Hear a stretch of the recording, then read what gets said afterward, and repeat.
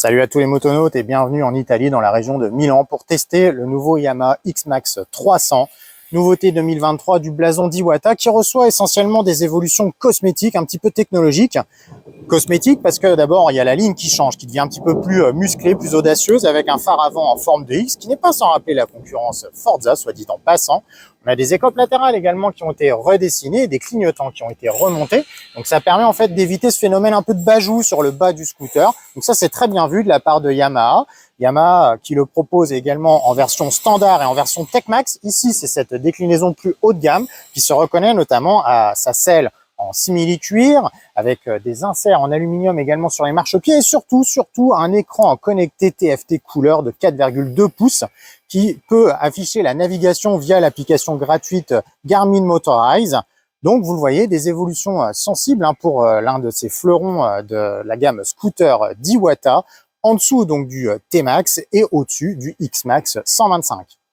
Côté moteur, rien ne change, on est toujours en présence d'un monocylindre longue course de 292 cm3 qui développe 28 chevaux et 29 Nm de couple, des valeurs dans la moyenne de la catégorie. Ce moteur répond évidemment aux normes Euro 5, un moteur qui se montre par ailleurs discret en termes de bande sonore, donc avec une sonorité feutrée. Donc c'est pas agressif, ça dérangera personne niveau voisin, à l'inverse de l'orage qui gronde au-dessus de nos têtes et qui fait retentir des coups de tonnerre que vous entendez sûrement, donc je m'en excuse par avance, mais il faut avouer que la météo nous a un petit peu chagriné aujourd'hui.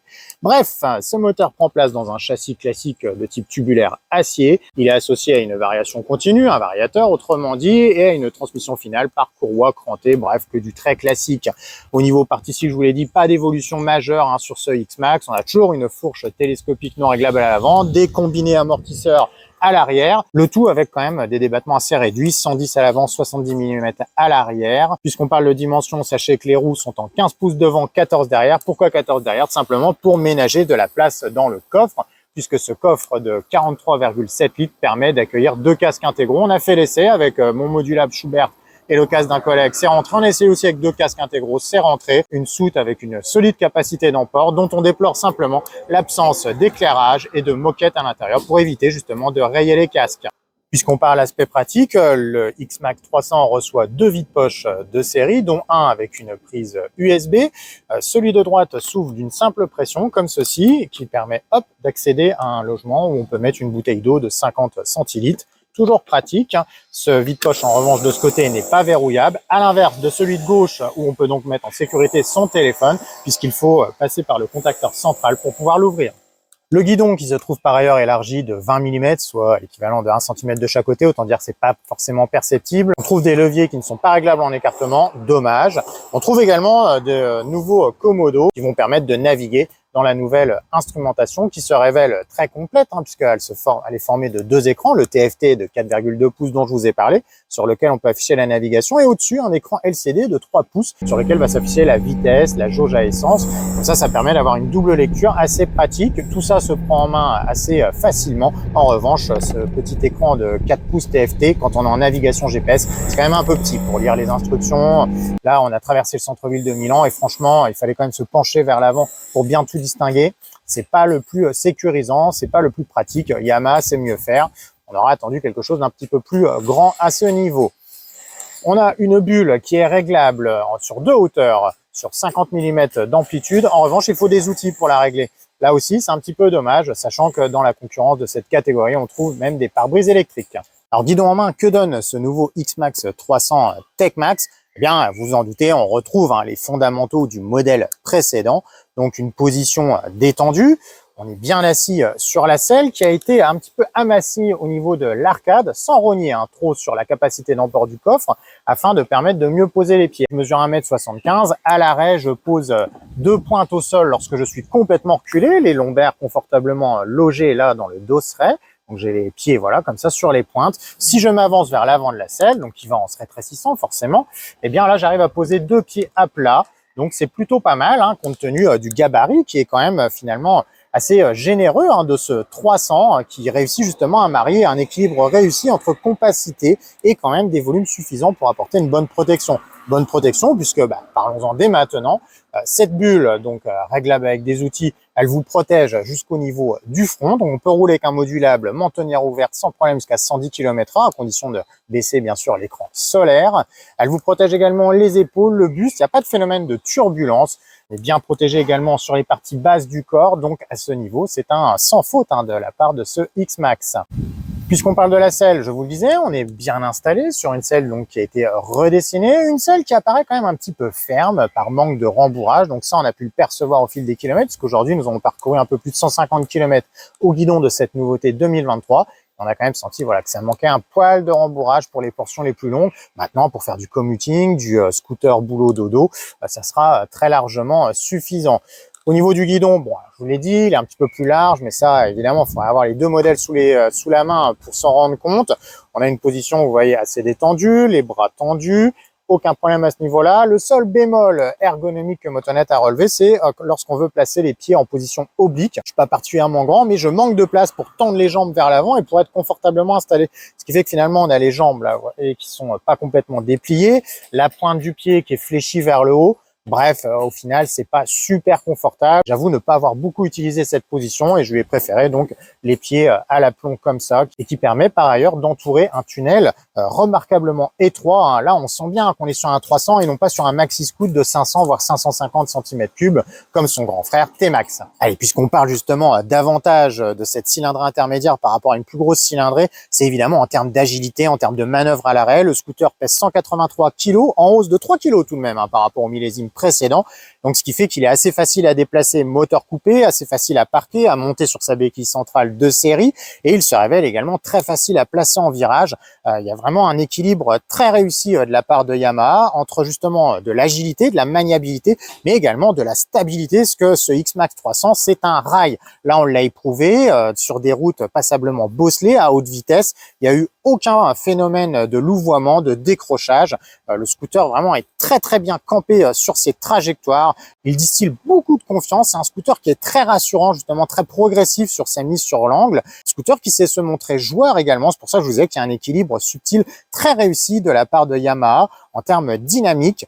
C'est un scooter qui s'affranchit aussi bien d'un rond-point serré que d'une série d'épingles ou de virages beaucoup plus ouverts. Le seul bémol qui était somme toute assez prévisible lorsqu'on lit sa fiche technique, c'est en termes de progressivité des suspensions. Alors Yamaha a opté pour un tarage des ressorts assez mous, avec du coup des transferts de masse un peu prononcés à l'accélération et au freinage, c'est perceptible. En revanche, l'hydraulique, on est tout de suite dans le dur. Surtout à l'arrière, les 70 mm de débattement ne suffisent pas à absorber les chocs raides, rapides. On est tout de suite sur des réactions sèches qui rendent du coup le train arrière parfois un petit peu sautillant, même si la plupart des scooters de cette catégorie ne se montrent pas excessivement confortables. Il y a parmi ses rivaux des modèles qui arrivent à proposer un compromis un petit peu plus tolérant et apporter donc un tout petit peu plus d'agrément. Est-ce qu'ils sont en revanche capables d'offrir cette polyvalence sportive que propose le Yamaha? Alors là, par contre, c'est une autre paire de manches. Dynamique toujours, on passe au frein. Alors ce freinage, il a été amélioré par le truchement d'un nouveau mètre-cylindre. Le but de Yamaha, c'était d'améliorer la réponse, le feeling, lorsqu'on presse ce levier droit. Alors nous, ce qu'on a surtout constaté à Motonet, c'est qu'en fait, il y a un décalage entre l'arrière et l'avant, c'est-à-dire que l'avant se montre effectivement très doux, il y a une course morte assez importante, on presse avant d'entrer dans l'attaque, alors qu'à l'arrière, on a un répondant instantané, presque un tantinet brutal. Donc ça peut surprendre pour équilibrer vraiment le freinage gauche-droite. Mais on finit par trouver le point d'accroche des deux leviers et donc pouvoir convoquer de la puissance pour des ralentissements optimisés via donc cet étrier de piston à l'avant qui est surveillé donc par un ABS non désactivable. Cet ABS, il s'est montré un tantinet sensible à l'arrière, rançon aussi justement de ce levier, donc je vous l'ai dit, à l'accroche un petit peu abrupte.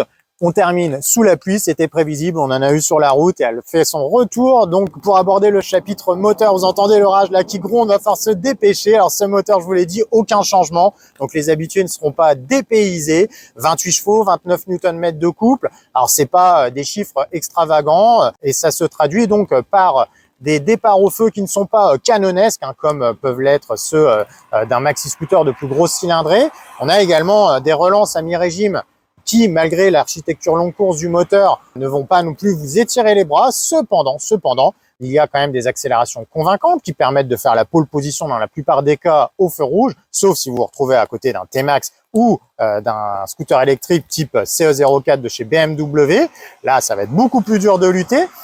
On a une accélération fluide, régulière, constante et vigoureuse jusqu'à 80-90 km/h où on observe un petit tassement qui s'estompe et qui permet donc d'aller chercher la vitesse de pointe maximum de ce scooter qui est situé à 150 km/h compteur sur le plat. On peut doubler facilement sur le réseau secondaire entre 70 et 90, il y a la relance suffisante. On n'a pas beaucoup de vibrations hormis au ralenti, elle s'estompe à partir de 3500 tours et on a un moteur qui se montre en plus plutôt économe puisque Yamaha annonce une consommation de 3 litres. Nous, on a relevé 3 litres 3 au compteur, donc un rayon d'action assez intéressant puisque le réservoir contient 13,2 litres d'essence. Ce moteur donc est géré par un accélérateur facile à prendre en main avec un dosage fluide, progressif. On peut donc vraiment bien s'appliquer sur la remise des gaz et ça, c'est utile à la fois en ville et en dehors de la ville. Bref, on a quand même un moteur qui, à défaut d'être démonstratif parce qu'il se montre quand même assez linéaire, on a un moteur qui répond présent dans toutes les situations et qui, à condition de ne pas vouloir le comparer avec un maxi scooter, offre les performances attendues sur ce type de cylindrée, suffisamment donc pour s'extraire des bouchons avec vigueur, suffisamment aussi pour aborder les voies rapides sans aucun stress, puisque circuler entre 110 et 130 km/h, c'est tout à fait dans ses compétences, même en légère montée. Ce moteur est par ailleurs accouplé à un TCS, c'est-à-dire un contrôle de traction, un anti-patinage, qu'il est possible de désactiver. Bon, objectivement, on n'en a pas beaucoup besoin, étant donné les chiffres de puissance et de coupe. Vous en doutez, la présence de cet anti-patinage est davantage pour rassurer que pour réellement prévenir des dérobades, d'autant que ce Yamaha X-Max 300 est bien chaussé d'origine. Il a des Michelin City Grip 2 qui nous ont apporté toute satisfaction, tant en termes de motricité que de temps de chauffe, que de guidage. On n'a eu aucun décrochage, malgré le fait qu'on a roulé, comme vous pouvez le constater, avec des alternances averse-soleil, donc des routes des fois glissantes, aucune chaleur à constater, preuve également du bon équilibre de sa partie cycle. Quel bilan tiré à propos de cette refonte 2023 du X-Max 300, la 5e, soit dit en passant. Ce qui nous fait tiquer, nous, à Motonet, eh bien, c'est quelques détails pratiques. Je vous l'ai dit, cette bulle réglable uniquement avec des outils, ça, franchement, ça laisse un petit peu à désirer, surtout compte tenu du prix de cette version TechMax qui atteint donc 7 299 €, sachant que la version standard est à 6 699 €, soit 600 € de moins. 7 300 € pour ce TechMax, vous vous rendez compte, c'est le prix d'une MT-07. Ça commence quand même à faire cher. Alors évidemment, c'est 2 fois moins cher que le T-Max, donc on peut se dire aussi que c'est une bonne affaire. Tout dépend du point de vue, tout dépend également du pouvoir d'achat. Finition également, le couvercle du vide-poche droit, un petit peu branlante si j'ose dire, nous a pas particulièrement convaincu non plus. On aurait aimé également que le coffre soit un petit peu plus luxueux, c'est-à-dire avec de l'éclairage et puis de la moquette. Au niveau de cette instrumentation, donc je vous l'ai dit, elle est connectée, elle a fait navigation via Garmin. Tout ça, c'est une bonne avancée. Elle est également donc raccordée à votre téléphone, ce qui vous permet donc de recevoir et d'émettre des appels, sachant toutefois que pour émettre un appel, vous devez être arrêté pour une question de sécurité. Ça fait partie des fondamentaux d'Yamaha. Même chose pour les textos. Vous allez voir l'identité de la personne qui vous a envoyé ce message. En revanche, vous ne pourrez pas lui répondre en roulant. Il va donc falloir vous arrêter. Vous pouvez également écouter la musique via la playlist de votre téléphone, à condition bien sûr d'avoir un intercom Bluetooth dans votre casque. Bref, une instrumentation qui rentre de plein pied, on va dire, dans l'ère moderne, dans ce qui est proposé aujourd'hui, dans ce qui est recherché aussi également aujourd'hui par les commuteurs. Dernier détail qui n'en est pas un, ce scooter Yamaha X-Max 300 est livré de série avec un démarrage sans clé keyless, donc qui permet de le démarrer juste en s'approchant du véhicule et en ayant la télécommande transpondeur dans l'approche. Ça permet quand même de compenser certains des petits défauts que je vous ai exposés, même si, encore une fois, à 7 300 €, j'ai quand même envie de dire que c'est la moindre des choses. Restez connectés.